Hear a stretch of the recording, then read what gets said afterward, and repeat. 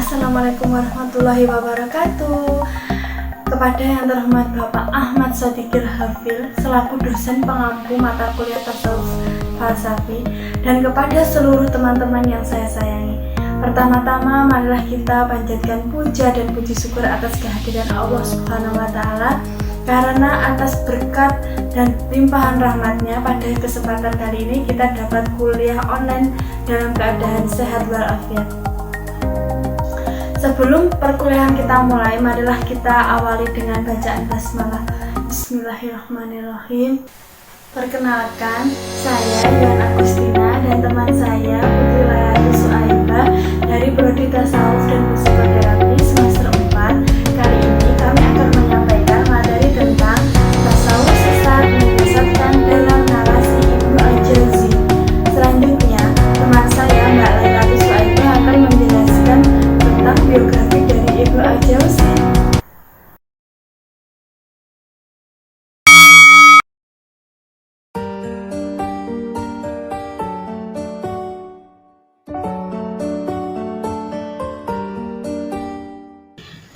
Jamaluddin Abu Al-Faraj Abdul Rahman merupakan nama panjang dari Ibnu Al-Jauzi. Beliau lahir di Baghdad pada tahun 508 Hijriah atau 1114 Masehi. Ayahnya merupakan seorang kiai kampung yang kaya raya. Ketika usianya menginjak 3 tahun, beliau ditinggal meninggal oleh ayahnya. Walau hidup dengan bergelimangkan harta, namun Ibnu Al-Jauzi merasa tidak bahagia karena menurutnya ia tidak mempunyai sosok seorang ayah. Saat usia beliau 10 tahun, ia memutuskan untuk menjadi seorang sufi karena ia ingin menghindari dari hiruk-pikuk duniawi. Menurutnya, harta tidak membawakan kebahagiaan karena tanpa adanya ketenangan hati. Semenjak saat itu ia menjadi tertutup dan hanya keluar kamar saat menuntut ilmu saja.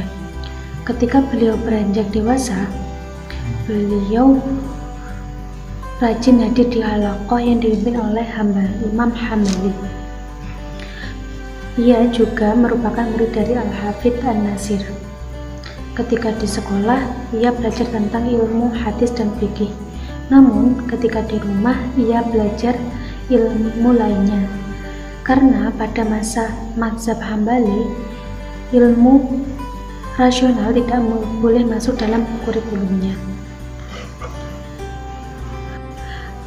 Beliau terkenal mumpuni dalam berbicara, berorasi, dan juga berceramah. Karya Ibnu Al-Jauzi yang terkenal adalah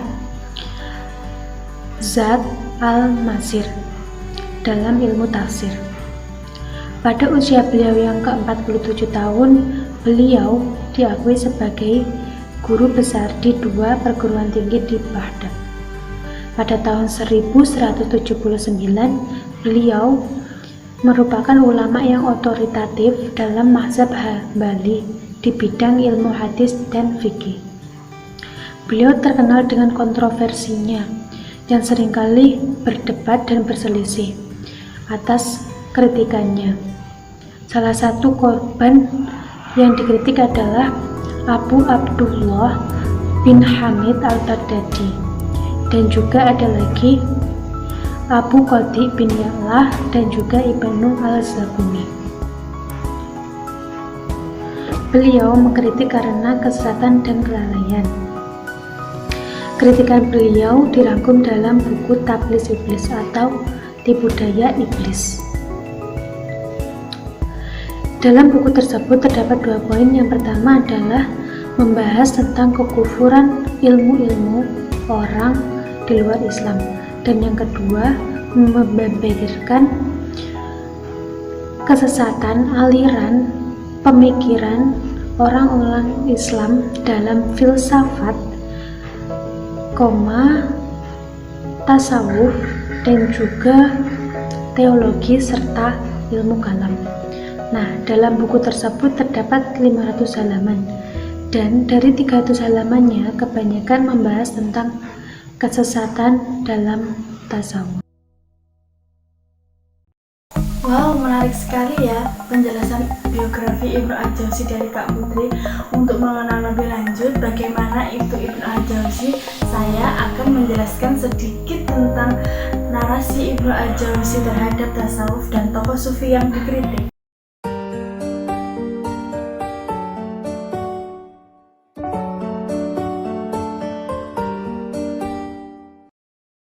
Nah, ini materi yang menarik untuk kita bahas.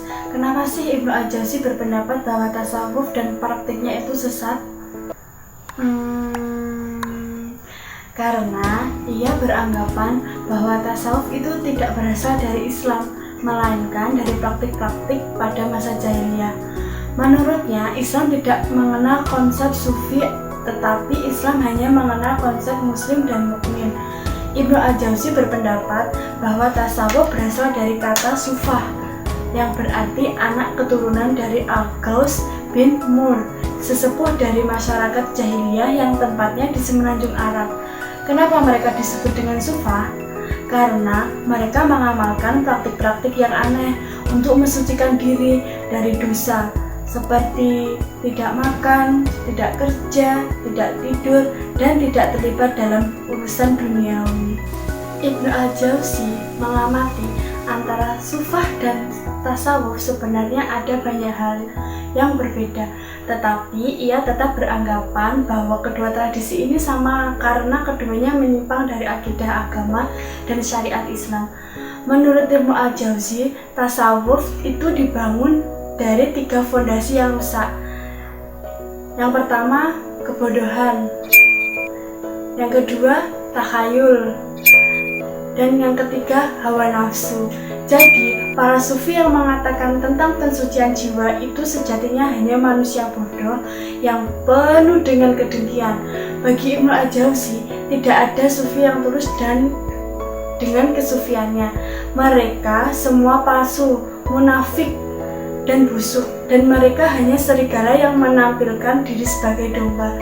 Kritikan-kritikan seperti ini dapat kita temui di setiap halaman kitab Tabris Iblis. Ibnu Al-Jauzi mengkritik tasawuf tidak hanya dengan menunjukkan pandangan, ajaran, dan teori para sufi, tetapi juga dengan catatan dan fakta sejarah yang ia temukan. Contohnya, yang pertama, Al-Muhasibi, ahli kalam yang memiliki pandangan antropomorfistik, yaitu menyamakan sifat-sifat Tuhan dengan sifat-sifat manusia. Pandangan ini ditolak oleh Ahmad bin Hambal. Akibatnya, Al-Muhasibi terusir dan mengasingkan diri dari kampung halamannya. Yang kedua, seorang sufi yang bernama Zunun al-Misri. Ia sufi pertama yang mengajarkan konsep makom dan khauf. Pandangan Al-Misri ini mendapat penolakan dari Abdullah bin Abdul Hakam.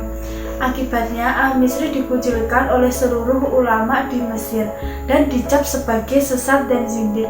Fakta sejarah itulah yang menguatkan Ibnu Al-Jauzi bahwa tasawuf memang merupakan pendatang asing dan tidak boleh menempati dalam Islam. Penilaian Ibnu Al-Jauzi yang negatif terhadap tasawuf membuat para pembaca kitab Tabris Iblis dapat langsung memberi kesan bahwa semua sufi adalah jelmaan dari setan dan iblis. Ibnu Al-Jauzi juga menyisir satu persatu punggawa tasawuf untuk ditunjukkan titik kesalahan dan kesesatannya. Dari sekian banyak tokoh sufi yang dikritisi, nama Al-Ghazali yang paling mengejutkan. Bagaimana tidak, ia seorang tokoh sufi yang dianggap lurus bahkan mencerahkan, hingga dijuluki manusia setengah dewa yang terjaga dari kesesatan dan bid'ah. Ibnu Al-Jauzi lahir 3 tahun setelah wafatnya Al-Ghazali. Dapat dibayangkan bahwa beberapa dekade setelah Al-Ghazali meninggal, perdebatan pemikirannya masih sering dilakukan di lingkungan akademik dan ilmiah. Hal ini seharusnya membantu Ibnu Al-Jauzi memahami Al-Ghazali secara luas. Namun Ibnu Al-Jauzi hanya mengerti dari satu sisi saja, yaitu kesesatan. Kritikan terhadap Al-Ghazali merupakan langkah awal yang ia lancarkan untuk sufi pada masa itu, dengan mengambil strategi menghajar dulu tokoh sentral yang menjadi panutan para sufi yang masih hidup, dengan harapan agar mereka kehilangan orientasi linglung, lalu ambruk dengan sendirinya. Selanjutnya, Ibnu Al-Jauzi mulai mengkritisi para sufi yang masih hidup pada masa itu, termasuk Abdul Qadir Al-Jailani, Najib Suhrawardi, dan Umar Suhrawardi. Namun, nama-nama tersebut tidak disebut dengan tegas, entah karena takut atau hanya ingin menjaga etika saja. Dari sekian sufi yang masih hidup, hanya Al-Jailani yang menjadi sasaran. Alasannya sih cukup jelas, karena pada masa itu Al-Jailani lah sufi yang paling bersinar dan menonjol. Serangannya dimulai dengan cukup halus, namun mematikan. Ibnu Al-Jauzi mengkritik soal Al-Halaj. Ia menuliskan, banyak sufi pada masa kita ini yang meyakini Al-Halaj adalah seorang muwahhid yang percaya kepada Tuhan Yang Maha Esa. Mereka bodoh karena tidak mengerti syariat dan buta karena tidak paham agama. Adanya permusuhan antara kedua tokoh ini dipertegas oleh beberapa otoritas sejarah, yaitu Ibnu Rajab dan Ibnu Al-Iqmad. Pada sisi lain, sejarawan Az-Zahabi yang mendukung dengan tesis bahwa Ibnu Al-Jauzi memang sangat marah kepada Al-Jailani. Dalam ungkapannya, rasa pahit dalam hatinya tidak memungkinkannya untuk menaruh hormat kepada Syekh Abdul Qadir Al-Jailani. Dia sangat marah kepadanya. Tidak hormat itulah yang kata kunci lain untuk menggambarkan hubungan antara mereka berdua. Buktinya ada di dalam dua karyanya, yaitu Manaqib Al-Imam Ahmad dan Al-Muntazam fi Tarik Al-Muluk wa Al-Umam.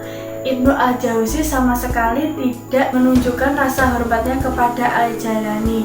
Al-Jailani pun sama marah dan kecewa kepada Al-Jauzi. Sebagai balasan atas pelecehan yang ia alami, ia menuliskan satu buku yang ia tujukan secara khusus kepada Ibnu Al-Jauzi. Menurut Al-Zahabi, isinya adalah celaan dan cercaan kepada Ibnu Al-Jauzi. Namun sayangnya Al-Zahabi tidak menyebutkan judul buku dan di mana buku ini berada. Terima kasih sudah menyimak video kami. Semoga kita semua mendapatkan ilmu yang bermanfaat dan barokah. Apabila ada kurang lebihnya, kami mohon maaf yang sebesar-besarnya. Jangan lupa like, komen, dan subscribe. Wassalamualaikum warahmatullahi wabarakatuh.